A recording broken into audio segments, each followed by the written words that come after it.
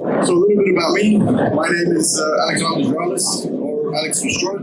I am the Chief Product Officer of our crypto offering that is named cXchange. I started in oil and gas research at Leeds. That's a database fundamental report used by OPEC. And that's where I fell in love with trading. I fell in love with the markets. You know, as soon as you make your first $500, $1,000, you're hooked. I've been trading Forex, physical commodities, which is marine fuels, actually here in Hong Kong. I'm doing a lot of work. Equities, and for the past 2 years, mainly crypto, because that's where the money was. I've traded all the major and minor exchanges. A lot of them are gone now. Crypto is gone, BTC is gone, Mt. Gox is gone, and we have a range of new leaders. We'll get back to that. Now, about us, about Spotware, what we do is we build trading engines and platforms. As I said, you probably know our Forex and CFD offering, which is cTrader. So we supply companies with an out-of-the-box solution to host their own business. It's something that all of us here are very used to. Product as a service, of course. We've been in business since 2010. We're based in England, so in Cyprus. We're kind of the hub of Forex CFDs. We serve both retail and institutional. And here's a few of the companies that use our Forex and CFD platform.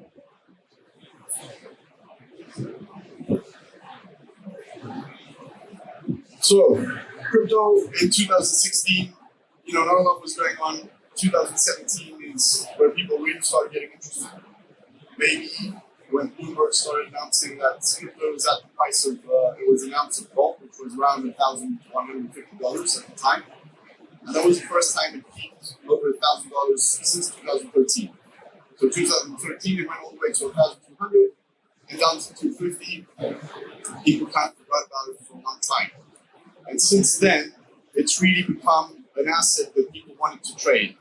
Because from 2013 to 2017, it was in this sin period, it was drug money, it was dark web money. And in 2017, nobody could imagine that Bloomberg would create a section for crypto and talk about crypto every day. So, in my opinion, it created millions of traders. And we haven't seen this since perhaps retail Forex in the early 2000s. And if we go back, the tech bubble is the US, but that was very US based. So retail FX and crypto created millions of traders like no other assets. And of course, we as a company see opportunity in this, and that's why now at conferences like this, like iFX, we're hearing more about crypto and less about crypto CFDs, but the actual asset that people want to trade. The bull market, the bear market, what effect does this have on exchanges as a business? Because when the volatility died, a lot of people started to think, or a lot of retail started to think, maybe there's no value in this, and maybe there's fewer people trading. But we'll see some examples that it's quite the contrary, in fact. Binance, the unicorn, in under 2 years, they went from a newly launched company that raised money publicly by ICO to $1 billion in profit last year. They are the unicorn, of course, but this is just a good example of what is possible. And where is the value now? Or where we think, as Spotware, where we think the value is and where it's going. So it's not just words. Here's some charts. We have Coinbase USD markets in 2018, 2017, and Binance trading. You can see that, in fact, first quarter 18 was very high. And after that, it still stayed higher than it was in 2017, comparatively. Again, number of trades on Coinbase, and you have two similar charts from Binance there. So although prices dropped, although the media started saying, crypto is dead, and a lot of people started losing interest, we can see that the exchanges still made a ton of money. And here are some examples of either funding or buyouts or partnerships that drew our attention. So Thumb is a regional leader just in South Korea, and they did 380 million in net profits in 2017. That's after tax. They did lose quite a bit of that to a hack, but it's still an amazing number. Poloniex, this was one of the second generation exchanges from 2013-14. It started, almost like a scam exchange. It was difficult to trust Poloniex. I remember the first time I got there, I literally did think it was a scam. I was worried that I'd never get my money out of this place. But Circle bought them out for 400 million in the first quarter of 2018. Now, the interesting thing about Circle is that it's mostly Goldman Sachs money. So if companies like this are interested, we should pay attention. Bitstamp was acquired about 60% for, I heard the numbers 380, but it's floating around 350 to 400 million. And just yesterday, China's Tencent announced that they want to buy Nexon, which is a Japanese Korean-owned fund, and they're very invested in gaming. And Nexon actually owns the fund that bought Bitstamp. So that means that Nexon is going to acquire them, and they'll also acquire Corbett, which is the current exchange owned by Nexon. So Tencent's probably going to be a big player going forward. Binance, we just said, they've done $1 billion in profits, which is amazing. And this was in the bear market. This was in 2018. At that point, they were only running for about 12, 13 months. And Coinbase, they raised $300 million. This year, they've got an $8 billion valuation. The rumor is that they're going to go public, but we're going to wait and see. So we believe, looking at these numbers and looking at who's invested, looking at banks, looking at funds, looking at Tencent, looking at the profits that some of these exchanges have made, and without fiat to crypto, Binance was only doing crypto to crypto trading at the time. We believe that the value is in the infrastructure. So although price might be dying down, at the same time, people that got into crypto to make some money, they have been educated and they've become more sophisticated traders. So that's why trading volumes are actually still very good.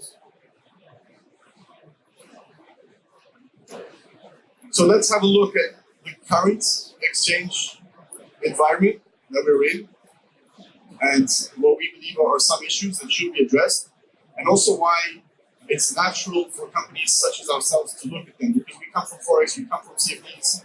Like everyone here, we're perhaps in a better position to see where things are going than these venture entrepreneurs that started the original exchanges.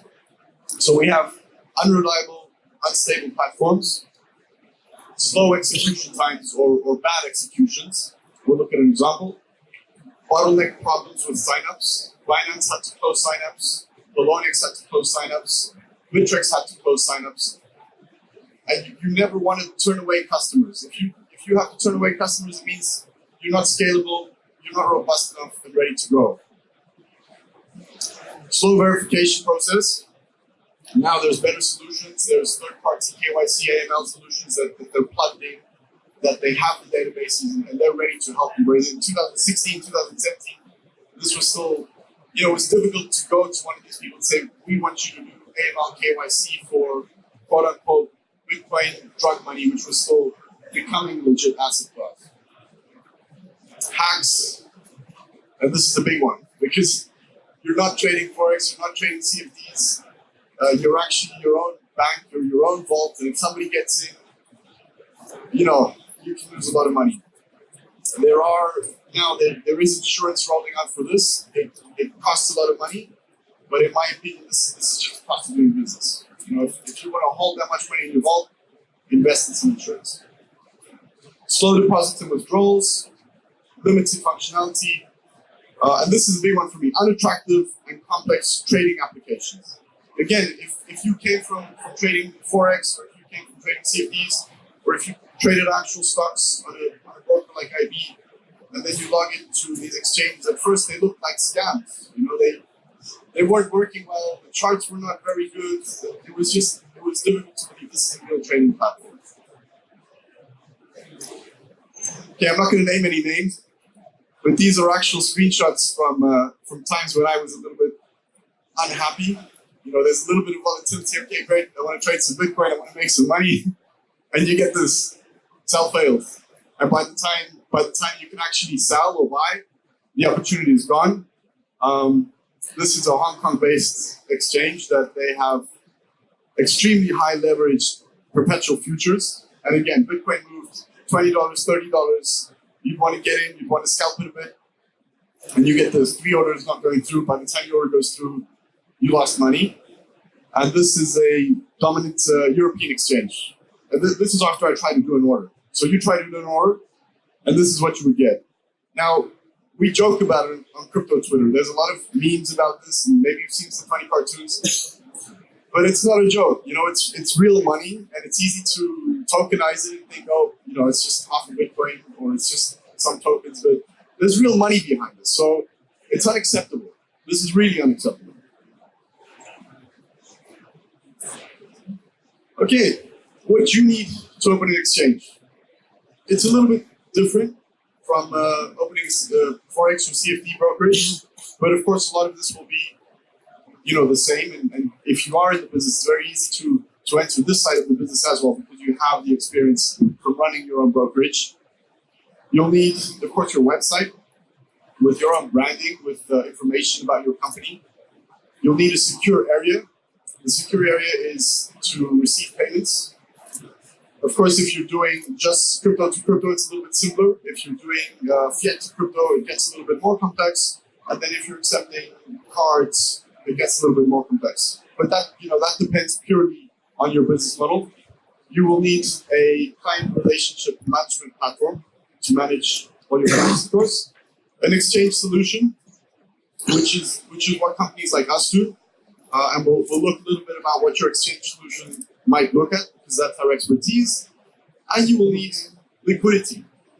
Now, liquidity is a little bit different because you cannot simply, I just want to see how we're doing with time. I don't want to give you guys with half the information. You cannot simply plug in and get liquidity from someone. The way exchanges work is that the liquidity is segregated. Each exchange is its own shop.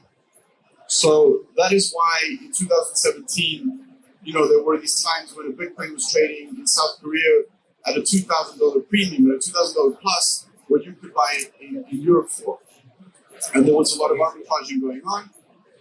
And then they started realizing, hey, we're losing money, and they closed the gates. And then also your volume is your own volume.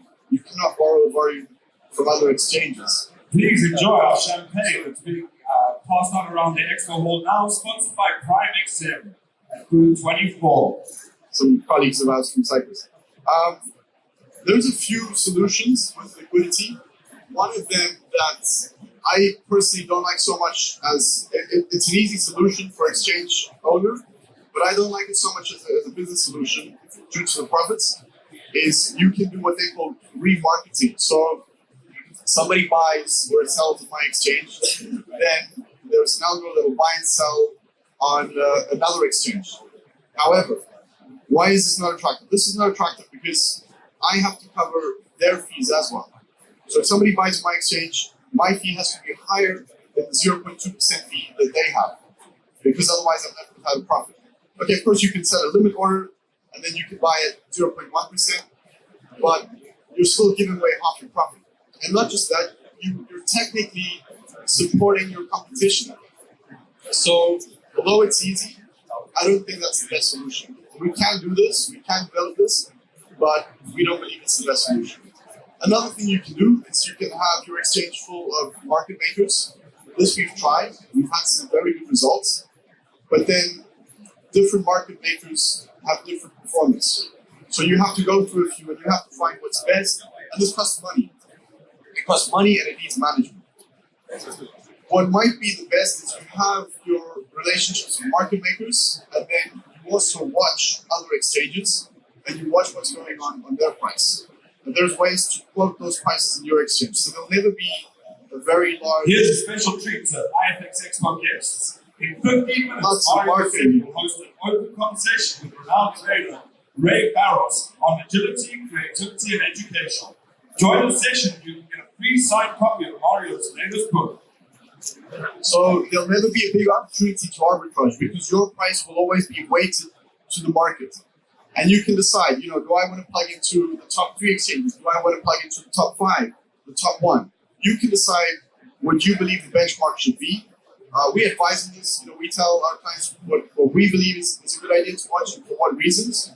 But that, if you want, we can speak about it in the Q&A or afterwards. You can come find me. Liquidity it's a very interesting topic. For me, this is a very interesting topic.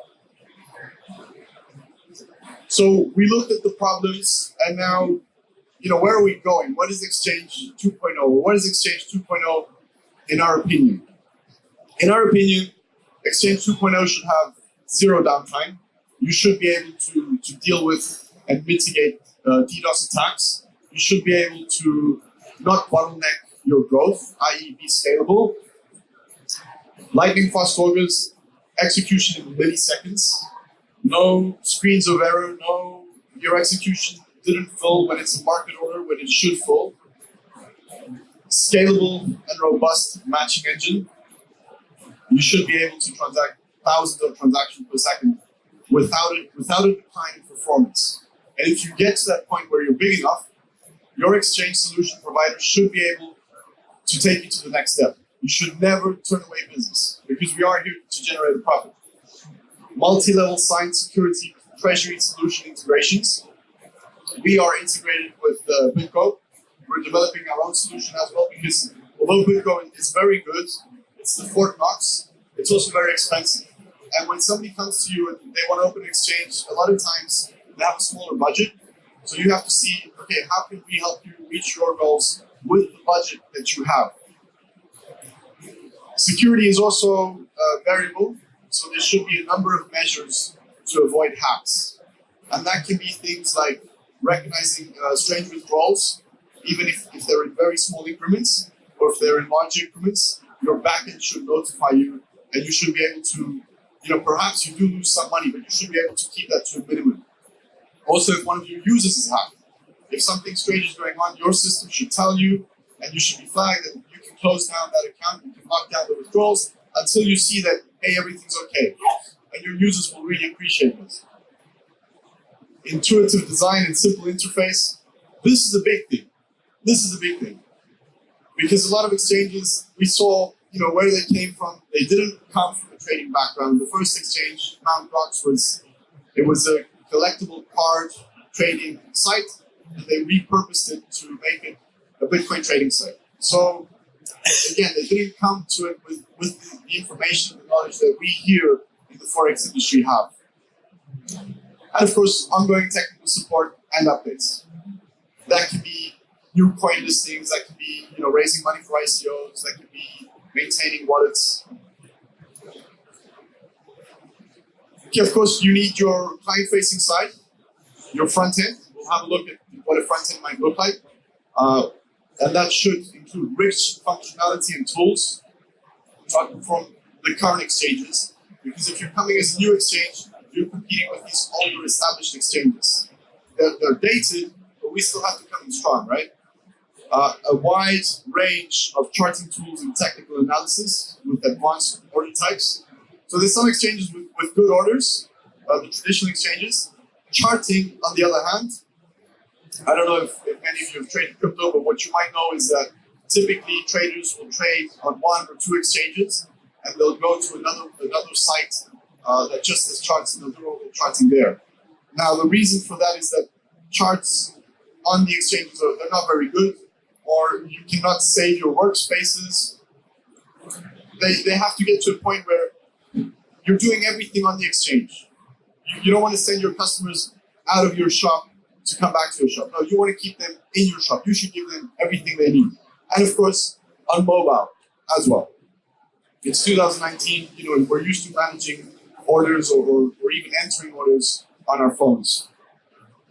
Fiat, crypto, and ICO listings of your choice. You, as an exchange owner, should be able to choose your exchange solution. So to say, hey, this is what we have. What do you want? No, you should be able to choose. And if there's something that they don't currently have, They should check and they should come back and tell you, okay, we can do this. On ICOs, of course, things are now moving, to STOs, security token offerings. On the exchange side, things are going to be exactly the same.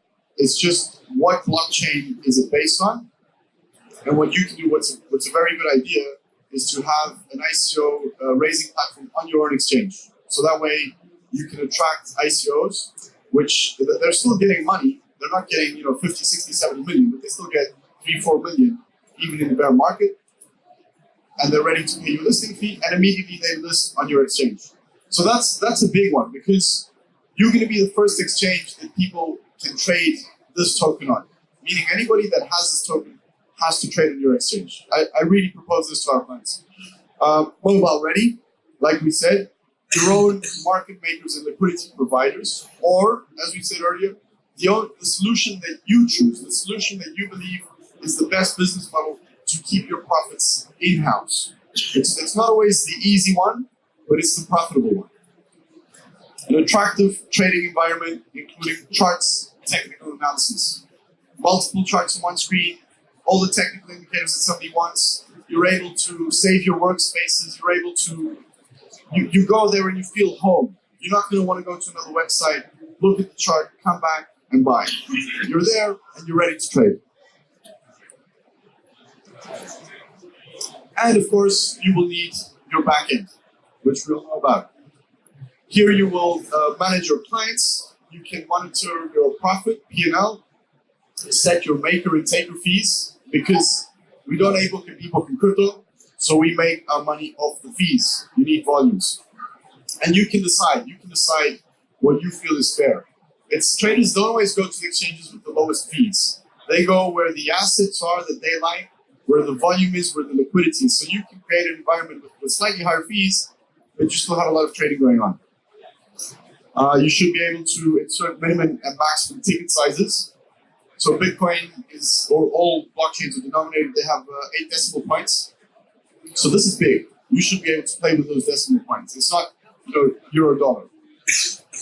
Configure a scheme to flag unusual withdrawals. We've got this built in. Enable and disable trading for each pair.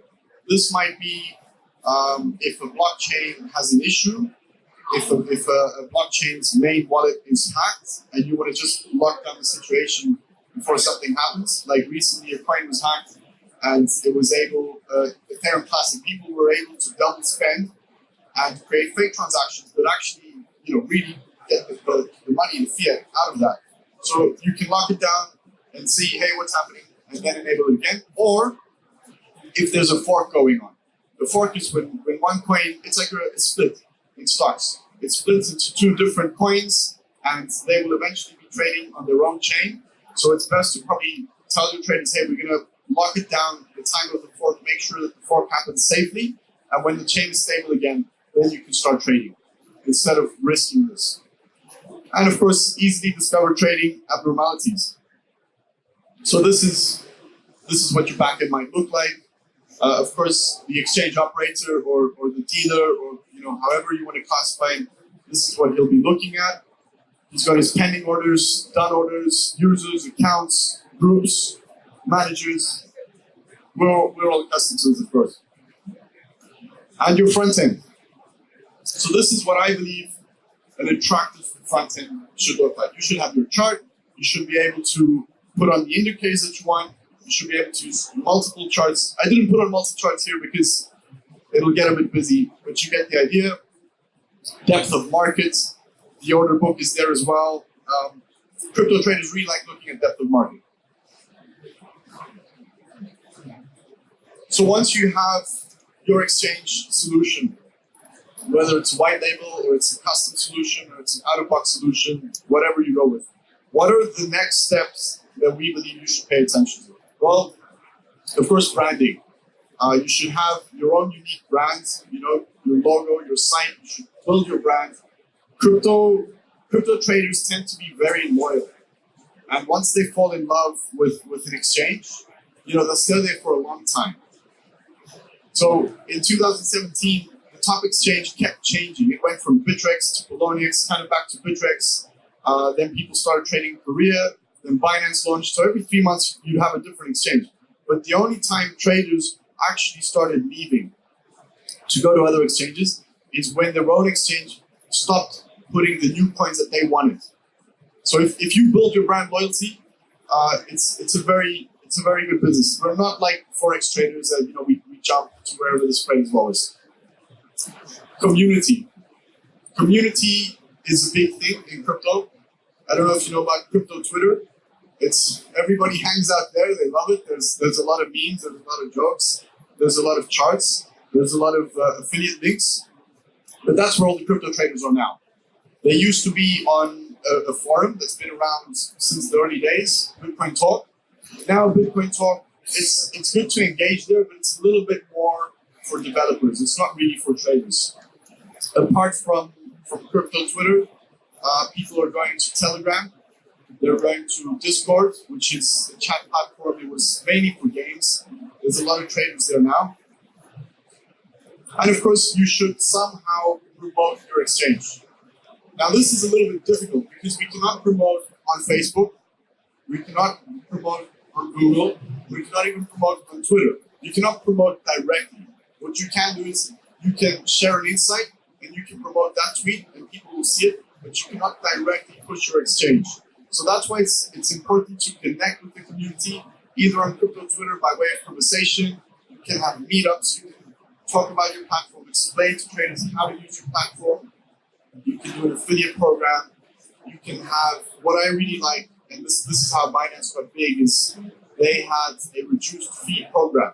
So if you had their own token, BNB, which was that was the token that came out of their ICO, you still get lower fees. What you can do is you can have for new signups a zero fee trading period. So this immediately pushes people, okay, great, I can trade there for free for a week. Well, I'm going to trade there. I'm going to try out the platform. So you have to be a little bit more creative than we can currently be with Forex and CFDs. And of course, know the trends. Know the trends. Things move very quickly in crypto, especially when you're in a trending market. Now we're kind of in a range, but as soon as a trending market appears, it doesn't matter if it's up or it's down, things happen very quickly. We say one day in crypto is like a month in other assets. So know the trends, discuss these things. Even things that are more institutional, like CME futures. The fact that crypto is becoming a legit asset class. It's moving from dark web money to being traded on the IC, being traded on the CME. And coins. Which are the new coins? Which coins are gaining volume? Okay, great. Should we introduce that coin to our exchange? That's how you're going to stay on top. That's how you're going to stay with the trend and not be left behind. Questions and answers? What can brokers learn from trading educators? Okay. How can lessons made on the trading floor help your business? Join Mario Singh and Ray Barros and the talk to find out. You can even get a book. We'll go get a book there. Guys, thank you very much. If anybody wants to talk about crypto, if you want to talk about exchanges, you want to talk about liquidity, even if you want to talk about the price of Bitcoin, come meet me afterwards. Thank you.